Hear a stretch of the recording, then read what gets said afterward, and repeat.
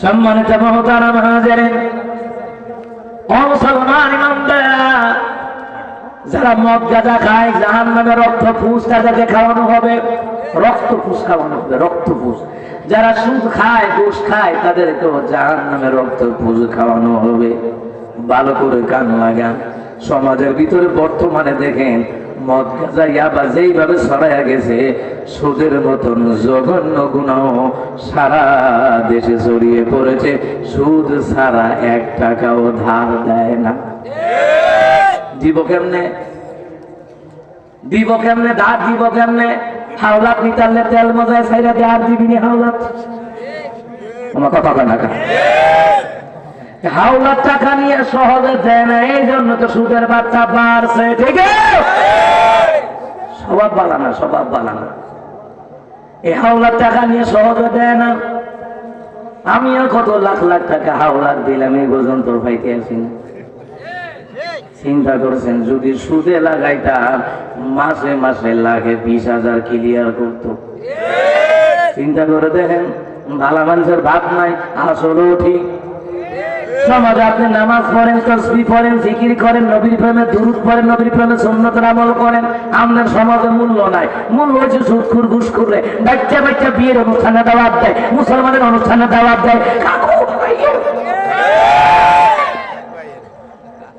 গরিব বলে দাওয়াত দেয় না, মধ্যবিত্ত বলে দাওয়াত দেয় না।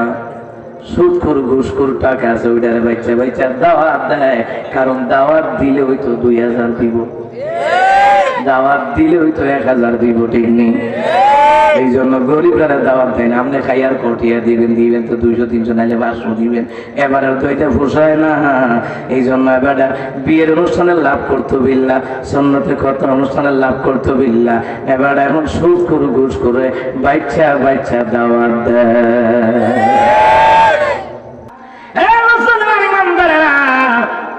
সুদের কারণে সমাজ ধ্বংস হচ্ছে। শুধু খাইয়া ঘুষ খাইয়া, মদ খাইয়া, গাঁজা খাইয়া, নারীবাজি কইরা, জুয়া খাইয়া ইমান আমল নষ্ট, অন্তর নষ্ট, অন্তর নষ্ট হয়ে গেছে গা। মুসলমান, অন্তর নষ্ট হওয়ার কারণে তার কাছে ভালো কাজ মজা লাগে না, নামাজ মজা লাগে না, রোজা মজা লাগে না, হজ যাকাত মজা লাগে না, আল্লাহ জিকির নবীর দুরূদ মজা লাগে না।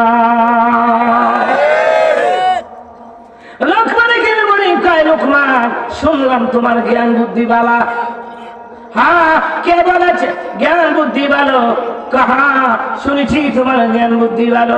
লোকমান, লোকমান, একটা বকরি জবাই কইরা এটার মধ্যে বালা 2টা জিনিস আছে, খাইতে আনবা। লোকমান কি এটা কাটলেন, জবাই করলেন, জোরে বলুন তো কার নামে? জবাই কার নামে? মুরুখ জবাই করবেন কার নামে? মুরুখ জবাই করতেন যে আল্লাহু আকবার করনি। দিন একটারে কইছি মুরুখ মার, হাতে উত্তর দিয়ে খেলা দিয়ে জবাই করে চুরি করছে। আমি কে মুরগি খুঁজছি দিলে তোর মুরগি নিতাম না। দক্ষিণ দিকে মাথা দিবি, বিসমিল্লাহ আল্লাহু আকবার করবি অন্তত পক্ষে। আল্লাহর নাম ছাড়া যেই প্রাণী জবাই করা হয় এটা মুসলমানদের জন্য খাওয়া হারাম। আর আজকে হিন্দুদের পূজা হইলে মুসলমানের বাচ্চা হিন্দুর বাড়িতে গিয়া ফাদার বিশ্ব খাইতে মিল্লা বলা ঠিক না? রাজ্য শুরু খানকার জীবনে খাইছে না। তোর খানা না থাকলে আমার বাড়ি চাইছে, আমি খাওয়াই দেন তবে বাবা হইতে। হিন্দু বাড়িতে যায়, মোয়া খাইতে মিল্লা যায়, খিচুড়িও খাইতে যায়, খিচুড়িও লাড়ুও খাইতে যায়, লাড়ু খাইতেও যায়। কোন খান খা দোকান কি আল্লাহ কাছে নাম আছে? বাড়ি বাড়ি অহন দোকান দেখা যায়। কথা ঠিক কিনা? কি বলে বিধর্মীদের অনুষ্ঠানের দিন তোমরা তাদের কাছে আসা যাওয়া করবা না। আজকে আপনার আমার দোয়া কেন কবুল হয় না? আমার নামা খুঁজতে দেখা যায় শিরকে ভরপুর, বেদাতে ভরপুর, কুফুরি গুনায় ভরপুর। ঠিক কিনা?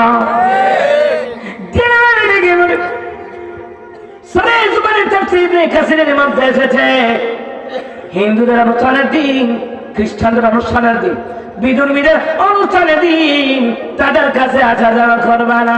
কেন করবা না?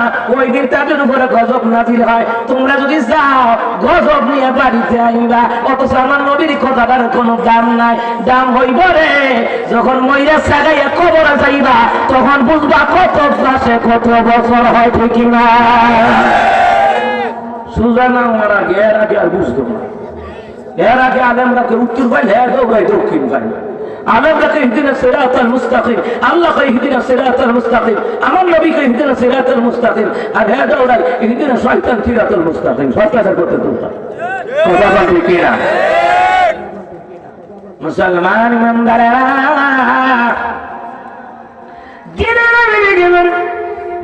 এই যে হারাম খায়, যারা হারাম খায়, নবী আমার বললেন এদের শরীরের গোশত জান্নাতে যাবে না। লা ইয়াদখুলুল জান্নাতা লাহমু নাবাতা মিনাস সুরতি ওয়া কুল্লু লাহমিন নাবাতা মিনাস সুরত কানাতিন নারু আওলা বিহি রাওয়াহু দারামি।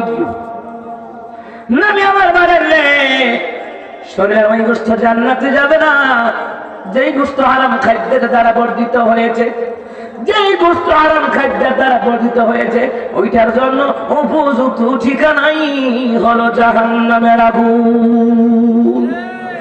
জাহান্নামের আগুন উপযুক্ত ঠিকানা। যারা সুদ খায়, যারা ঘুষ খায়, মদ খায়, গাঁজা খায়, বেনামাজি, বিশেষ করে হারাম যারা খায়, এদের আমল নামায় ভালো করে কান লাগান। হারাম যারা খায়, সুদ যারা খায়, 70টা কবিরা গুণে লেখা হয়। শুধু গুনাহ হলো আপন মাল লোকে জেনা করা। এই জেনাখুর সমাজের ভিতরে অভাব নাই। সুদ খাইয়ে জেনার গুনাহ করতেছে।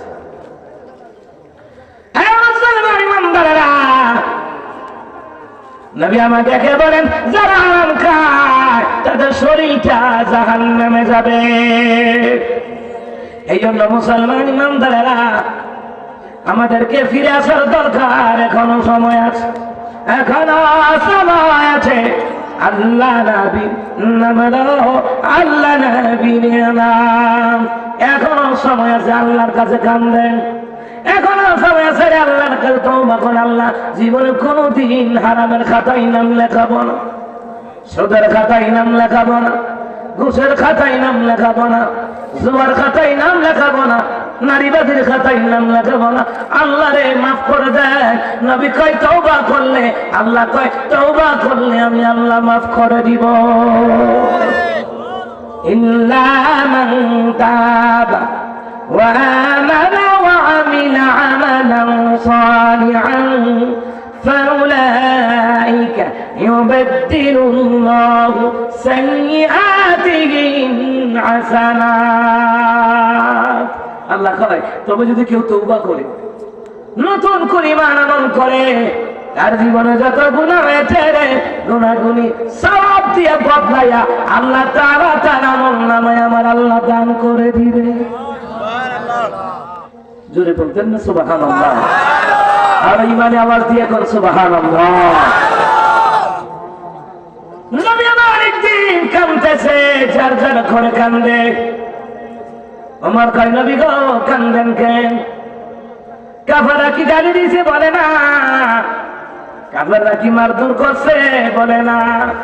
নবী গো কেন কান্দেন? নবী কয় জিবরাইল আইছিল আমার কাছে। তোমার কাছে জিবরাইল তো সবসময় আপনার কাছে আইবে, তো আপনি আজকে কাঁদতে আছেন। নবী বলেন জিবরাইল রে, এরে ওমর, জিবরাইল আসি আমারে বলে দিল রে নবী আমার বৃদ্ধা নারী বৃদ্ধ পুরুষ আল্লাহর দরবারে হাত বাড়াইলে আমার আল্লাহ নাকি ফিরাইয়া দিতে লজ্জা লাগে। ওমর কয় হুজুর এটা তো ভালো কথা, বৃদ্ধ নারী বৃদ্ধ পুরুষ আল্লাহর দরবারে হাত বাড়ায় আর আল্লাহ ফিরাইয়া দিতে লজ্জা লাগে, এটা তো ভালো কথা। আমার ভালো কথা, কিন্তু আমার প্রশ্ন হল অন্য জায়গায়। আমার যে বৃদ্ধ অবস্থায় আল্লাহর আল্লাহর কাছে দোয়া করলে আল্লাহ হাত ফিরায় দেয় না, লজ্জা পায়। এমন অবিদ্যা নারী বীর্য পুরুষ আছে রে, বুড়ো হওয়ার পরও গুনার সাগরে ডুবে আছে, নামাজ পড়ে না, রোজা রাখে না, পর্দা করে না, সুদের খাতায় নাম লেখায়, ফুটে টিয়া বাড়ায় সুদে লাগায়, জামাই টিয়া বাড়ায় বিদেশ লাভ সুদে লাগায়, নাতি টাকা পিড়ে সুদে লাগায়। এমন সুদখোর সমাজের মধ্যে আছে না কি নাই? নবী বলেন বৃদ্ধ হওয়ার পরে আল্লাহর কাছে ওরা একবারে লজ্জিত হয় না, গুনাহ করে। আর যারা বৃদ্ধাবস্থায় গুনাহ করে না, নামাজ পড়ে, নবীর সুন্নাত তরিকায় জীবন যাপন করে রে, আল্লাহর কাছে দোয়া করে রে, আমার আল্লাহ কয় আমার লজ্জা লাগে ফিরে দেয় না, ওই দোয়ার সে আজিমের মধ্যে মঞ্জুর হয়ে যায়। জোরে বলেন সুবহানাল্লাহ।